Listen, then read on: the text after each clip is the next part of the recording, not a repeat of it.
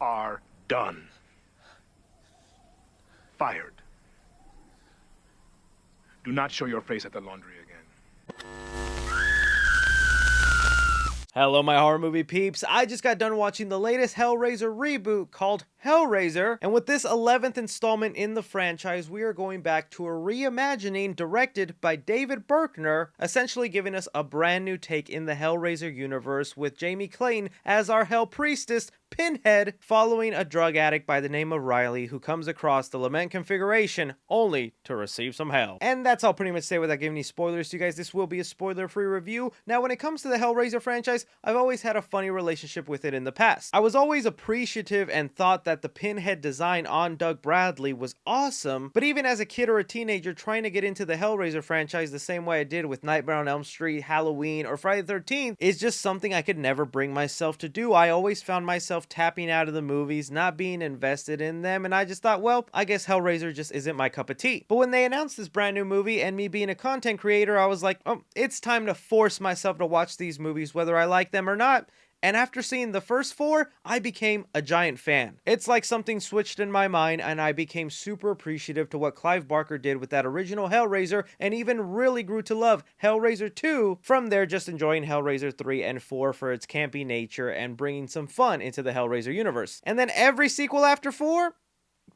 Some of them had its moments and good ideas, but I could not believe we made it to the 11th installment, and having seen it now, yeah, this is a step up, and now there's 5 Hellraiser movies I really like. And what I mainly love about this latest installment in the Hellraiser franchise is not only is it treated with such respect by David Berkner and the creative team behind this movie, because you feel actual love and passion. There is some good cinematography, great camera work, and attention to detail when it comes to the lore, the Cenobites, and even the Lament configuration. This is the first movie in 11 Hellraiser films where they show us a sequence that I actually believe this is a puzzle box. That might not sound like the biggest compliment in the world, but if you're someone who trucked along and watched all the previous Hellraiser movies, seeing them actually treat this almost like a demon Rubik's Cube was just such a satisfying detail. And on that subject of them paying some respect to the lore with Hellraiser, they don't retread what we've already seen from any of the installments. This is very much a reimagining. They take some of the basic rules that we know from the Hellraiser universe, but they also kind of create their own and do something new. And that to me is always a perfect formula when you're rebooting a horror icon, is you take what worked and then you try something new for the next generation. I also want to give my hats off to the design department here, because Jamie Clayton as Pinhead, not only is she fantastic in the role, I think she did a great job with it. Of course, it's always going to be hard with a new Pinhead when you compare them to Doug Bradley, but for the purposes of this movie and what they were providing, I think she knocked it out of the park, and if they ever decide to make more Hellraiser movies with this version of Pinhead, I welcome it. But the newer look and approach to some of these Cenobites, really just dealing with their pure flesh that end up creating what they look like, and then how they go after some of the victims in this movie, was not only eerie to see, but also gave it that refreshing quality that was desperately needed when you're on your 11th installment of the franchise. And with me having recently gone through the entirety of the series, the common thing I'm witnessing here with the sequels that are actually very enjoyable and likable is when they pay attention to the Cenobites. We all love Pinhead and what that character brings to the table, but if you've been a fan of the series, you know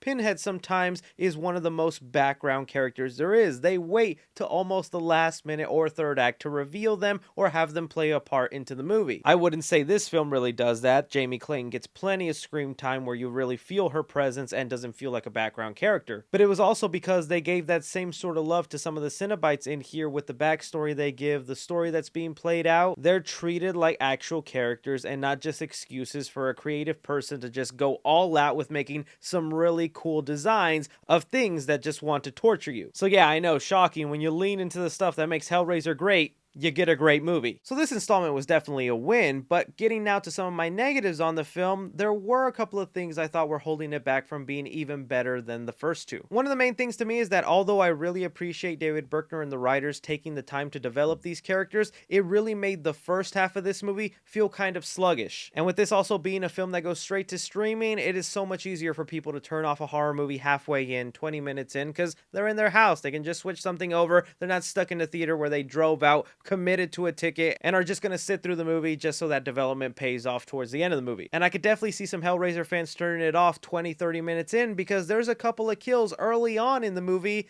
where they're cutaway kills. They're the type of thing where the Cenobites show up, the Hell Priestess shows up, they go to attack the victim, and then we cut to another scene and you're like, wait, is this the Hellraiser franchise? The Hellraiser franchise is all blood, gore, chains, kind of glorifying that. In fact, I think this franchise gets a pass, because that's just what you expect in a Hellraiser movie. So when there were early on sequences in here where we cut away from a body getting taken out, I was like, that's not right. But rest assured, as the film continues and more of the mystery is revealed and we get to the halfway point of this movie, oh, all bets are off. You get your blood, you get your gore, you get your victims screaming, and they don't hold back on it, at least for the standards of today's modern blockbusters. I think you'll still find much more gorier scenes in some of the early Hellraiser films, but this was still pretty awesome. I also think there's some plot points in here that you just see coming from a mile away that are so predictable, and with this being the longest Hellraiser film that we've ever gotten, finally reaching that 2-hour mark, when most of these movies have just hit that like 1 hour 30, 1 hour 20 minute mark, you being kind of ahead of the movie will be a little frustrating. Still, those are honestly just minor nitpicks. If we compare this movie to some of the lackluster Hellraiser sequels,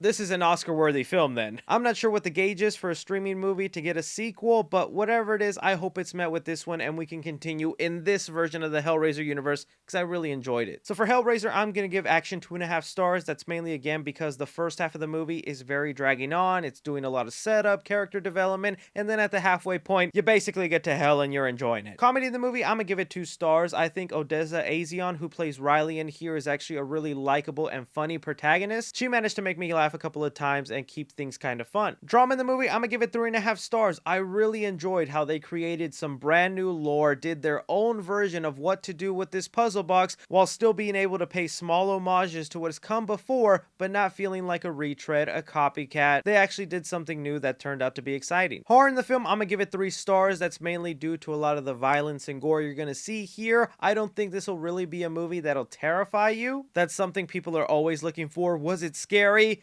You're an adult now, you know how movies work, you know everything's fake. It's really hard for a movie to scare you nowadays. But I will say there's one scene in here with Jamie Clayton's Pinhead where she's taking down a victim slowly, and that is scary if you put yourself in those shoes. And suspense, the movie, I am going to give it 2.5 stars. Like I mentioned, there are some predictable qualities in this film, so you'll kind of be ahead of the game sometimes, and that'll ruin your suspense of where things are going. Casual fans to the Hellraiser franchise, I'm going to give it a B-. Cinephiles, I'm going to give it a B+, and critically, I'm going to give it a B+. I really need to update my rating system for streaming films, but if this was a movie playing in theaters, I'd recommend you go see it in theaters. Essentially me saying, make it a priority to check out this movie. I think some people will really enjoy it, especially if you're a Hellraiser fan. Let me know your guys' thoughts on the latest Hellraiser movie. What did you like? What didn't you like? I think I'll definitely be doing a ranking video now that I've seen all the movies. So stay tuned for that, guys. But don't be forgetting to hit that like button. Subscribe if you haven't already. Follow me on Twitter at 3CFilms or on TikTok at 3CFilms. But as always, I'm Chris. Take care.